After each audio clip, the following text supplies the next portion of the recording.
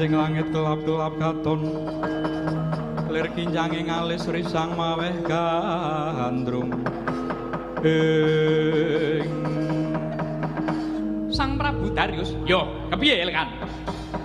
Kula sak kanca badhe miterang malih. Yo piye? Menapa Sang Prabu estu napak astani pranatan bilih wonten tiyang ingkang manembeh utawi nenuwun dhumateng dewa utawi menangsa kejawi dhateng Sang Nata. Tiyang menika kedah dipun cemplungaken ing kandhang singa. Yo. Ora usah kowe mangu-mangu. Perkara iki wis diputus rampung Miturut anggering bangsa Media lan Persia, keputusan iku ora bisa batal. Lah menika mekaten, piye? Menika mekaten, Daniel salah satunggiling tawanan saking Yehuda. Boten peduli kalian Paduka lan Sang Nata.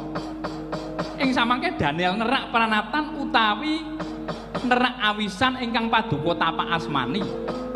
Kulanan para kanca satrap ing ngajeng menika, ya piye? Pantun nyekseni Sang Prabu. Nyekseni piye? Bilih Daniel sedinten kaping 3 nindakaken sembayang. Monggo Sang Prabu. Paduka menika raja ingkang nuhuni sabda Pandhita Ratu. Pangandikan Paduka datan kenging wola-wali Sang Prabu. Weh lah dalan.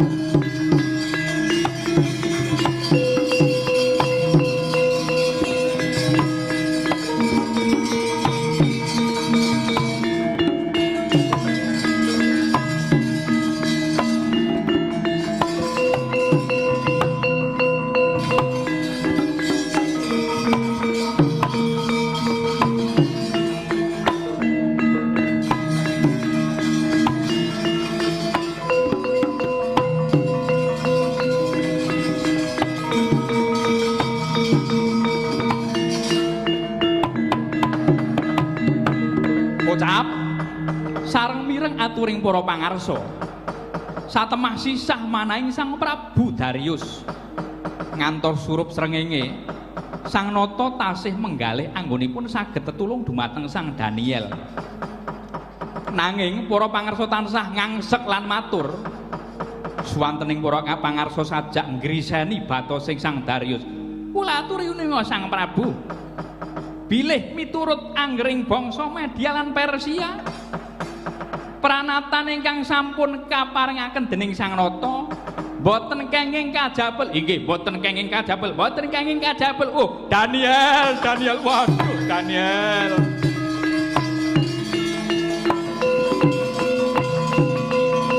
Waduh Daniel.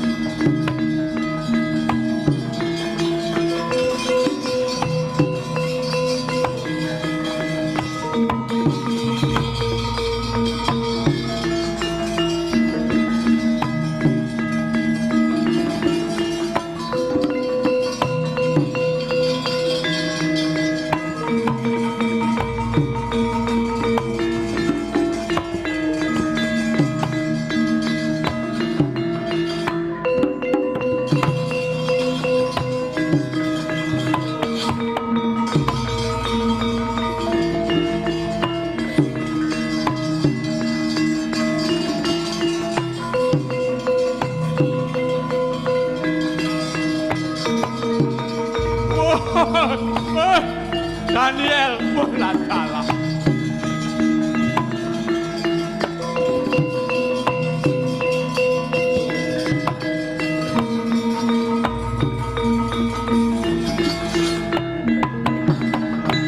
Oh, Daniel. Oh, Daniel. Allahmu sing mbok suwitani kanthi panggahing ati. Muga-muga kuwi sing bakal nulungi kowe, Daniel. Nanging aku wis napak asmani pranatan. Yo prajurit wonten dawuh. watu kuwi glundungna menyang tutuping krangkeng singa kuwi kareben kasagel ngestakaken dawuh Sang Prabu.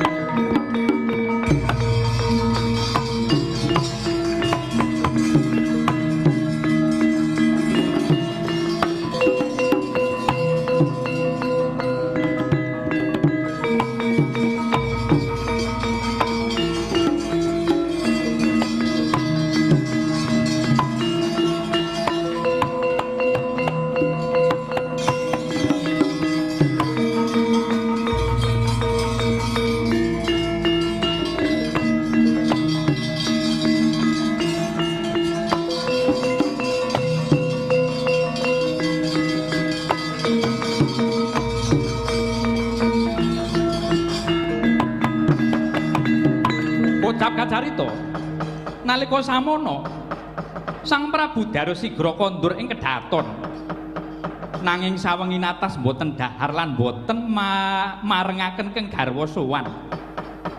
Sang Prabu boten saged sare ing samangke sareng sampun wayah esuk umun-umun ya wungu lan sigra nuweni krangkenging singa.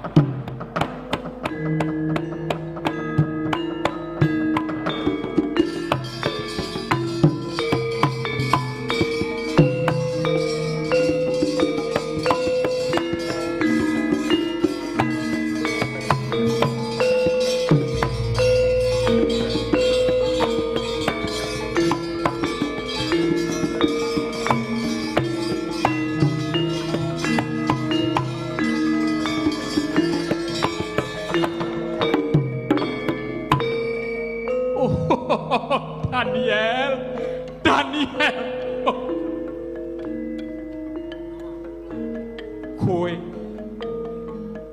kowe abdine ngalah sing sifat gesang Daniel. Aku percaya Allah Gusti Allah sing mbok suwitani,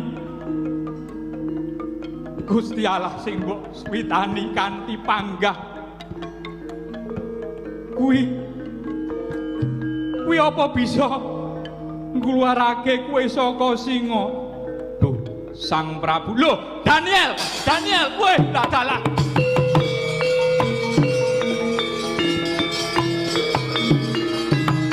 Loh, Daniel, kowe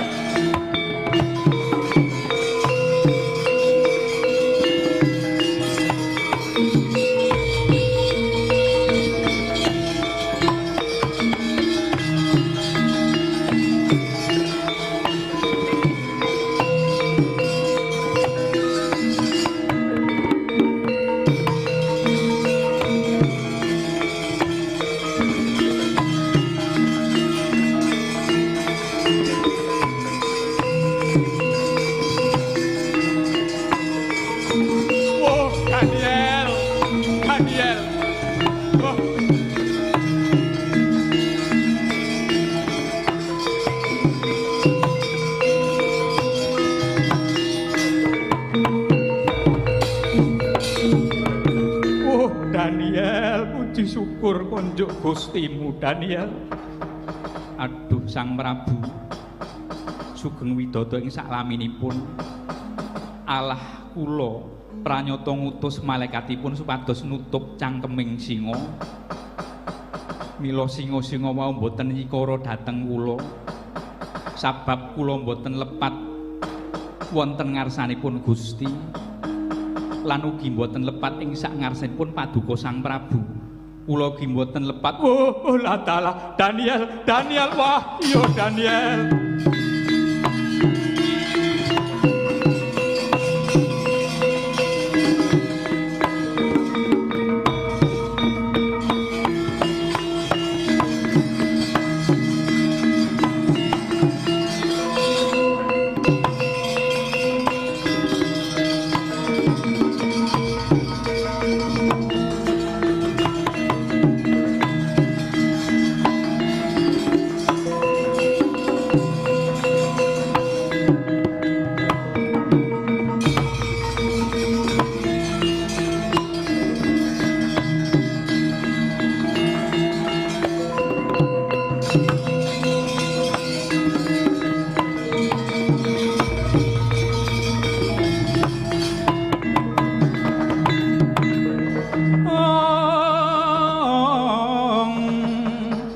manganjur lakuning angin kundur agrane ngarga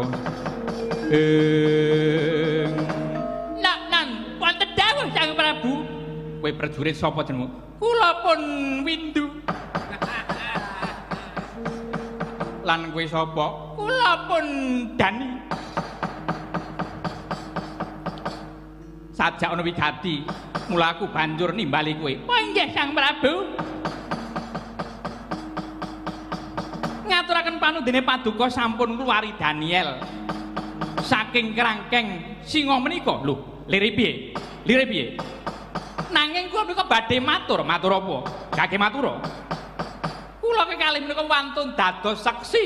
Lho, saksi sing kepiye? Estunipun Daniel menika mboten lepat. Daniel menika sejatosipun namung dipun cidrani lan dipun arah patinipun dening para pangarsa lan sadengah wakil raja. Inggih Sang Prabu. Kula wantun nyekseni pranatan enggal ingkang paduka tapak asmani menika namung mligi kangge jalaran supados Daniel sirna margalayu. Para pangarsa meri dumateng Daniel mila Daniel dipun arah pejahipun. Kula dados saksi Sang Prabu. Daniel menika mboten lepat. Daniel menika tiang jujur, tiang leres Sang Prabu. Weh, lah.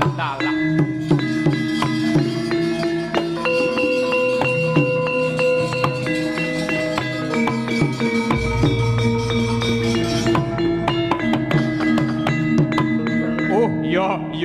Ingsun wis krasa dene ana barang sing aneh-aneh. Ingsun paring dawuh. Ana inggih kados pundi? Kabeh wong sing wani ngolo-olo marang Daniel lan sing akon nyemplungake Daniel ing krangking singa inggih kados pundi?